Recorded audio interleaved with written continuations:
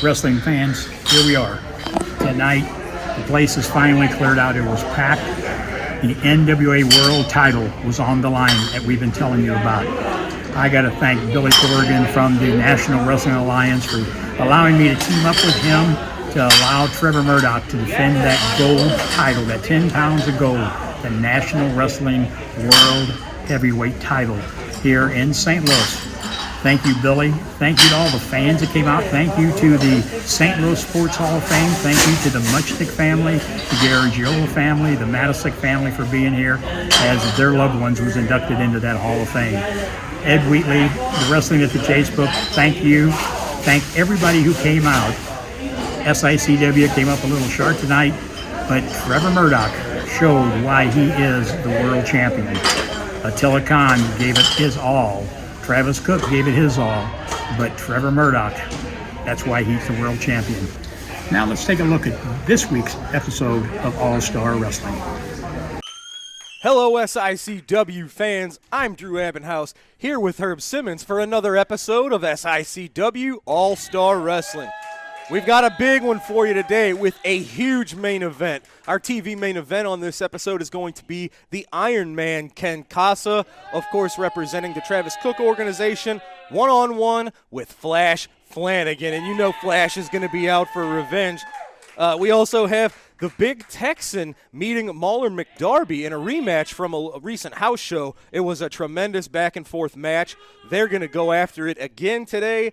That and more all on today's All-Star Wrestling. For now, ladies and gentlemen, let's head up to ringside for our first matchup. Ladies and gentlemen, our opening contest today is set for one fall. Introducing first, from Dogtown, at a weight of 230 pounds, representing the professionals, Mauler McDarby. His opponent from Gun Barrel, Texas. He weighs 384 pounds, the Big Texan.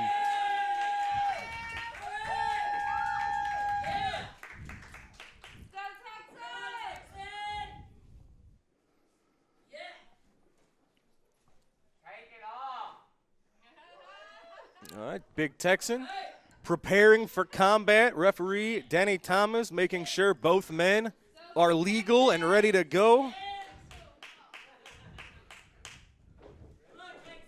And there it is. You heard it, ladies and gentlemen. The opening bell has sounded.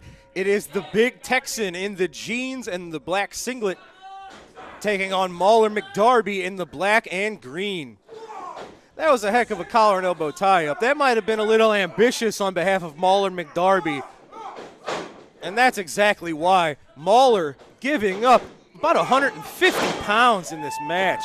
Well, this is a rematch from, you said, the recent house show where these two went back and forth. But, man, I'll tell you, I was surprised when McDarby said, hey, I want another shot at the Big Texan.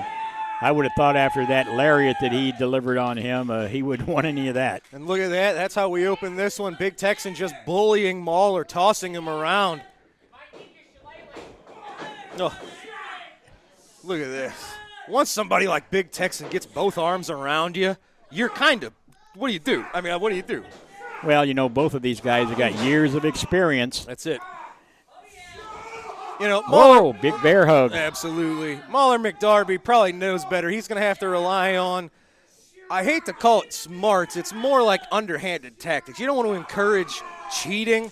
I don't see how Mauler McDarby can beat Big Texan under straight-up circumstances. Oh, look at that, just slamming him to the mat.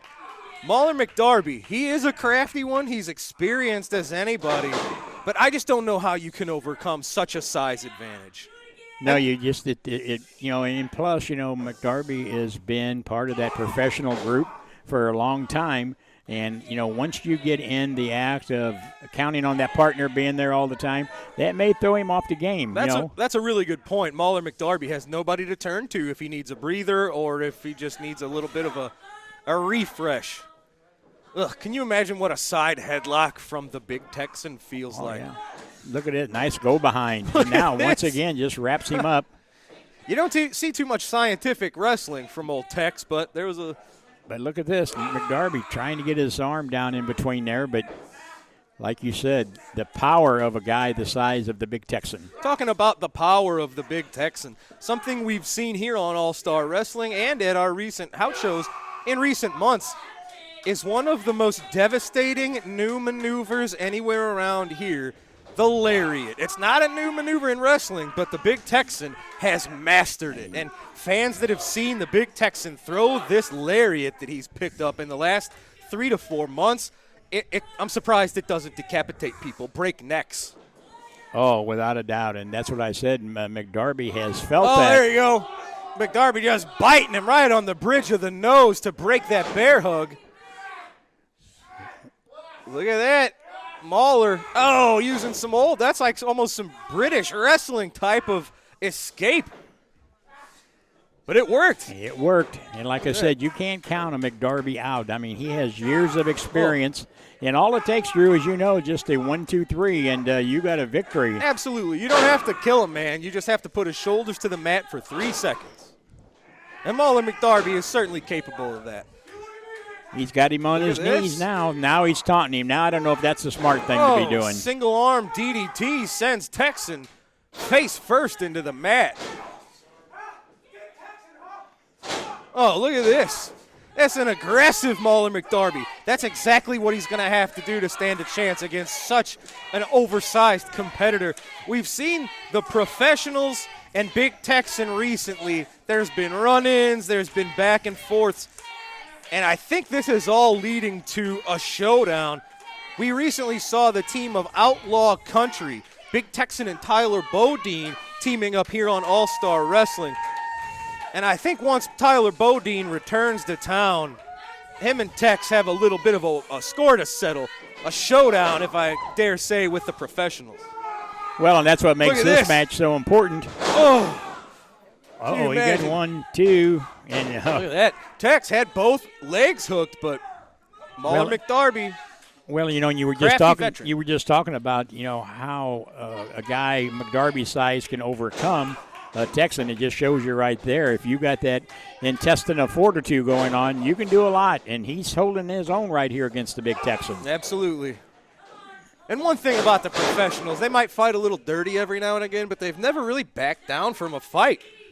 So never. I'll give them credit for that. Never made a good showing here just a few weeks back against the Rock and Roll Express, and just was in a 1, 2, 3 count of getting a victory there. Oh, wait a minute. On his backswing, getting ready to throw a punch, Texan caught referee Denny Thomas right in the face. Oh, Mauler with that chain right to Big Texan's jaw. Oh, no. Texan looks out. Is he going to do it? Is Denny Mauler Thomas. McDarby? Can he get it done? Feet on the ropes. Oh, but he counted the 3. Referee missed the feet on the ropes. I have to say, I can't believe it. I think Mauler McDarby has scored the upset here on All-Star Wrestling. Boy, and he's happy. Referee Denny Thomas. He's proud of himself. It took the use of a chain and feet on the ropes, but he is victorious. And look, he looks like a kid on Christmas, Mauler McDarby. But he got it done, and you have to say, Mauler enacting a little bit of revenge on the Big Texan. I can't believe it. He even checked on the referee on his way out. He was so happy. But he got it done. I can't believe what we saw. Mauler McDarby picking up the victory over the Big Texan. Wow, the big guy is still staggering around there. Yeah, he knows something hit him that he wasn't expecting. Well, a punch to the face with one of those chains, that'll knock anybody silly. Look at that. Congratulations, Mauler. But now I hate to be you because you got a mad Big Texan after you. My goodness. Well, Mauler McDarby picking up the win via nefarious means on All-Star Wrestling. Wrestling fans, I am here with Mr. Flash Flanagan. Flash, as we approach our huge show on December the 11th, things have been coming to a head between yourself and the Travis Cook organization. What are your thoughts as we're just a few days away now from December the 11th? You know, it seems like time after time, Travis Cook wants to come out here and it's either 2-on-1, 3-on-1, 4-on-1, but I'm sick and tired of this. I've been on the phone and I've called a couple of friends of mine, and Travis Cook, I'm issuing a challenge to you for December the 11th, 3-on-3 elimination match. If you've got the guts, why don't you get 3 of your guys, and I already got my 2 guys picked, and step in the ring with me and find out what's going to happen to you. Well, you heard him. Ladies and gentlemen, Travis Cook is usually the one that has the numbers advantage over yourself. Trust me, Travis Cook, you will not have the numbers advantage over me on this one. Well, ladies and gentlemen, I know I can't wait to see who Flash has picked to be his backup. But you heard it. That's going to be our featured matchup, December the 11th, 3 versus 3 elimination tag. Flash's team versus Travis's team. I can't wait.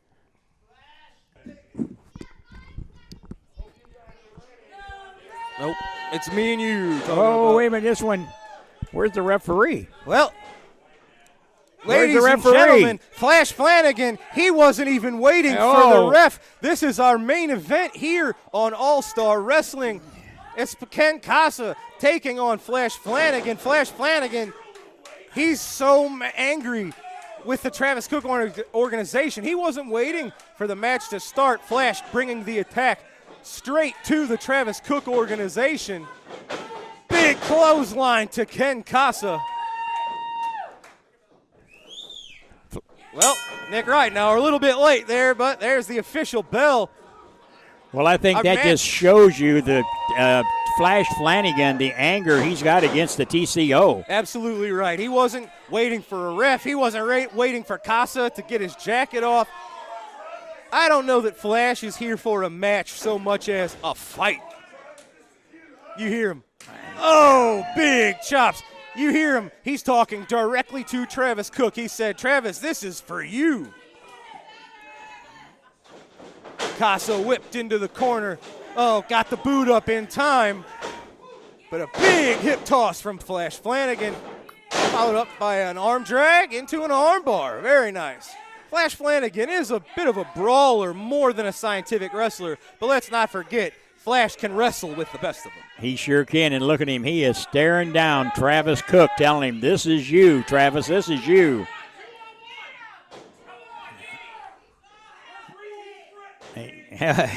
He's threatening him. Yeah. He wants to do more than threaten him, I got a feeling. And it's Flash working on that upper shoulder of Iron Man Ken Casa. We might be getting a little sampling here, Herb. Of course, we've talked about now the 6-man elimination tag on the 11th. These matches are very dangerous because now we're seeing this one-on-one, but oh, here's Flash. He's not letting Ken Casa take even 1 second to catch his breath. And it's a ring around the ring right here, I'll tell you. But with our main event, the 11th, it can, oh, Travis grabs Flash's foot, allowing Casa to get the advantage, flowing Once back again, in his favor. Ring the bell. That's it. All right. Well, Nick Redknapp calling he for the caught bell. it. Nick is a great ref, and he saw it. It's Travis Cook tripping Flash Flanagan. Oh, look at Travis Cook now. Adding insult to injury right there. Flanagan draped over that middle rope. He better hope Flash doesn't watch this back. Oh, my God.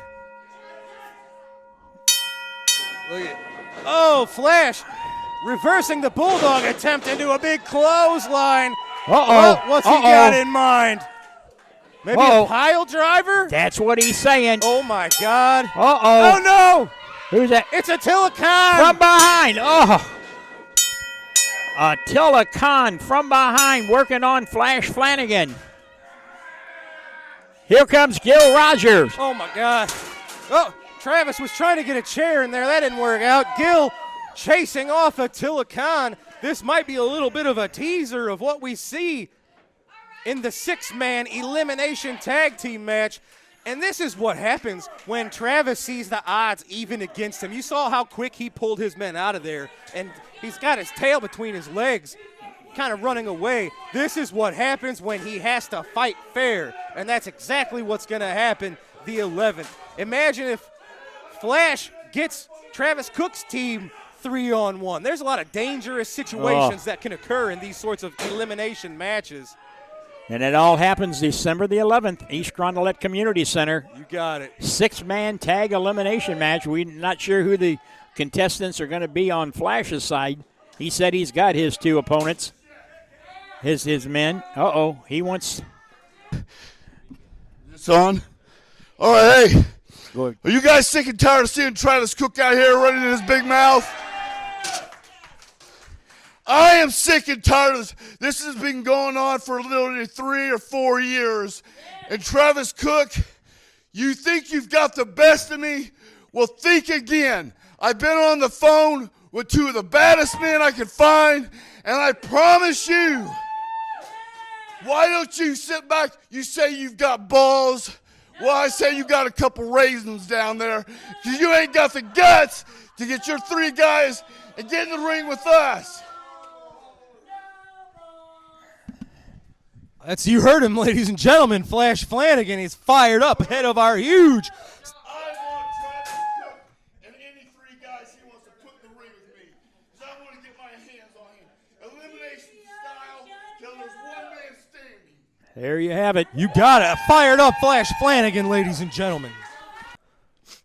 All right, ladies and gentlemen, that's going to do it for today's episode of All-Star Wrestling. We saw Mauler McDarby use his smarts and staying 1 step ahead of the big Texan, and maybe a chain and the ropes as well. But it was Mauler McDarby getting a pinfall win over the big Texan. And as we just saw, a fired-up Flash Flanagan, ladies and gentlemen, and he was also victorious, picking up the disqualification victory as Travis Cook interfered in his matchup. Now, that leads us to December 11th. There's no more time between now and then, Herb. It's our huge show. December is always a big show. I don't know if maybe Santa Claus is usually around the area, but we heard our huge main event, Flash Flanagan's team versus Travis Cook's team. Flash has 2 men. Travis, we don't know which 3 it will be, but he's going to have 3 men. It's an elimination tag team match. Either side might face a 2-on-1 situation, a 3-on-1 situation. So these are very dangerous matches, but point being, Flash Flanagan this close to getting his hands on Travis Cook. Oh, I'm telling you, if I'm part of that TCO organization, I got to start wondering, as hot and mad as Flash Flanagan is, if I'm an Attila Khan or if I'm a Steve Fender or Ken Casa or Chris Hargis, I may want to be absent that night to where maybe Travis Cook would have to be in that 6-man tag elimination. Yes, sir. But that's going to be a barn burner, and not just that. This was just signed. We've seen Rough Cut Rick Ruby chasing the Night Train Gary Jackson and the Central States title. December the 11th, it will be a 2 out of 3 falls match for the Central States title. Night Train Gary Jackson defending 1-on-1 against Rough Cut Rick Ruby, plus many more matches. December the 11th shaping up to be a big one. For December, as we approach those holiday seasons, you want to be here December the 11th, and maybe St. Nick will be here. Yep, I can't wait. Fans, that's this upcoming Saturday, December the 11th. We'll be there. We hope to see you there. For Herb Simmons, I'm Drew Abbenhouse. This is SICW All-Star Wrestling. Good night, everybody. We'll see you next week.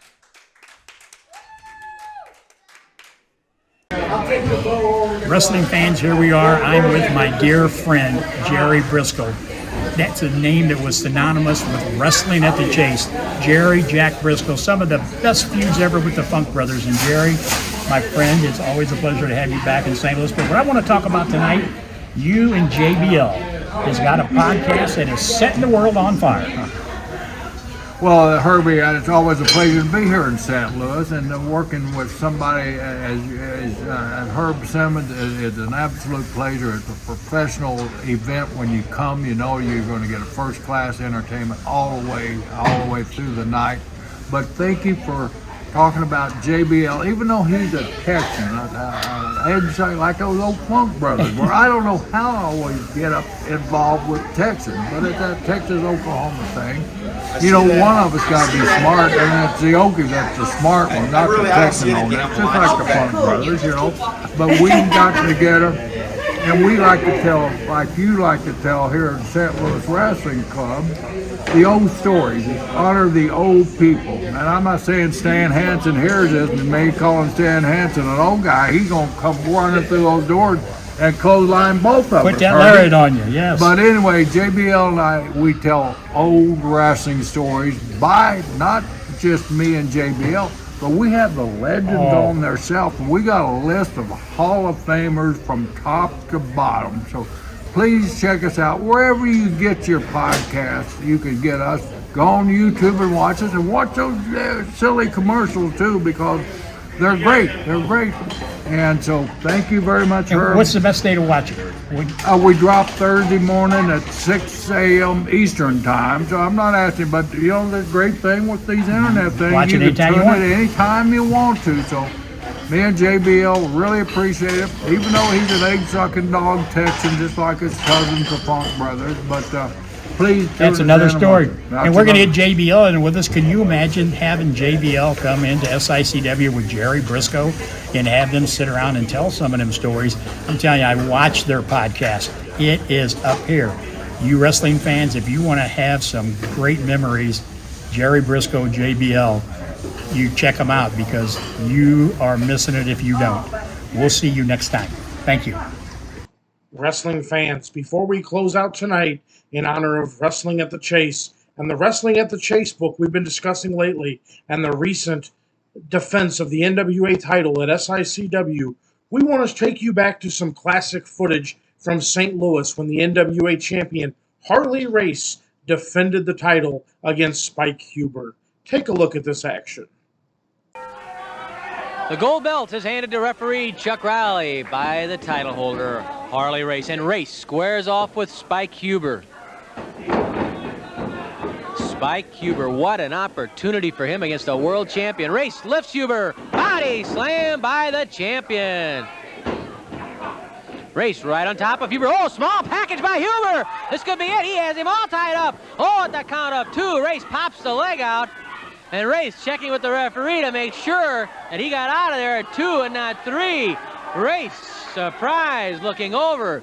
Spike Huber is quite a handful for anybody. He's been proving that, getting better and better every time out, getting a lot of main events throughout the Midwest, and he's deserving each and every one. The son-in-law of Dick the Bruiser. And he has obviously learned well from the Bruiser, although his tactics, I think you could say, are somewhat different. But he can get rough. He can duke it out if it comes to that. Side headlock by Race, but not for long. Huber with a hip toss. Oh, Race staggered. Huber lifts the world champion. Body slam by Spike on Harley Race. Side headlock. Down goes the kingpin. Count of 1, and Race lifts that shoulder off the mat. You know, of course, Harley Race had a bit of a scare, to say the least. Race lost the title to Tommy Rich in Augusta, Georgia on April 27th and regained the crown from Rich in Gainesville, Georgia on May the 1st. Of course, Race was invoking a clause that he wants in almost every contact, guaranteeing an immediate rematch.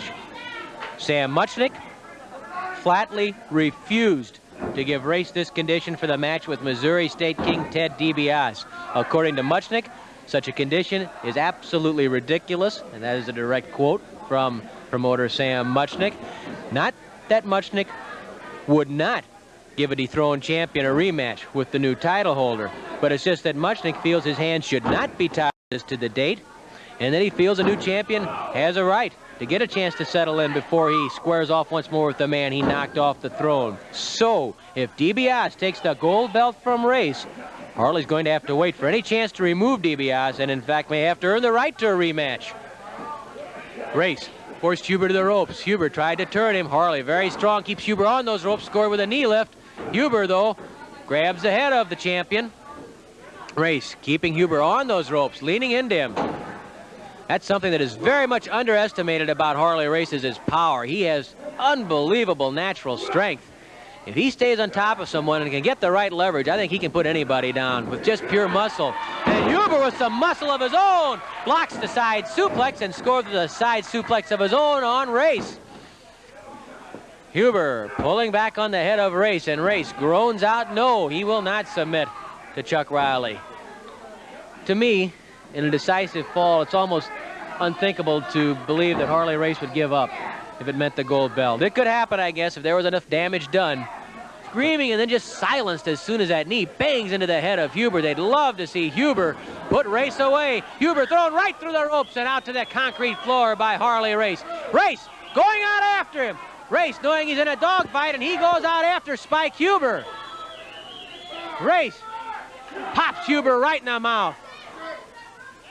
Harley Race. Oh, he's lining him up for a diving headbutt on the concrete floor, and he misses. Huber roll away, and Race with a diving headbutt hit the concrete floor.